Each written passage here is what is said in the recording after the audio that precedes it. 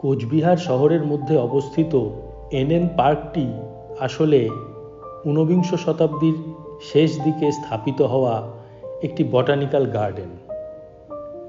5.5 hectare জমির ওপর গড়ে ওঠা এই পার্কে রয়েছে একটি বড় জলাভূমি।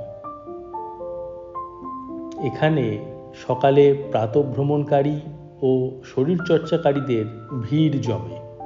শহরের একমাত্র টয় ট্রেনটি আছে এখানে।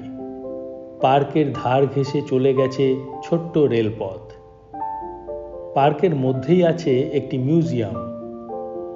এখানে রাজ আমলে পার্কে ব্যবহৃত নানা উপকরণের মধ্যে রয়েছে ঘাস কাটার মেশিন ও বসার বেঞ্চ।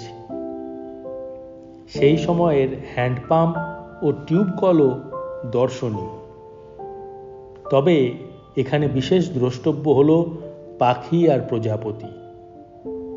ঝাঁক বেঁধে দানা খায় বিভিন্ন প্রজাতির ময়না, শালিক ও ছাতারে। আলিপুর চিড়িয়াখানার বায়োলজিস্ট সাম্য বসুর সাথে আমরা বাগানের আনাচে কানাচে খুঁজে বেড়ালাম প্রজাপতি। দেখা মিলল 4 রিং বাটারফ্লাই আর ছোট্ট কমন কিউপিড। হলুদ জংলি ফুলের মধু খাচ্ছিল অ্যালবাট্রস বাটারফ্লাই। ছটফটে ডানা ঝাপটানো সাদার ওপর কালো ছোপের ক্যাবেজ হোয়াইটেরও দেখা মিলল।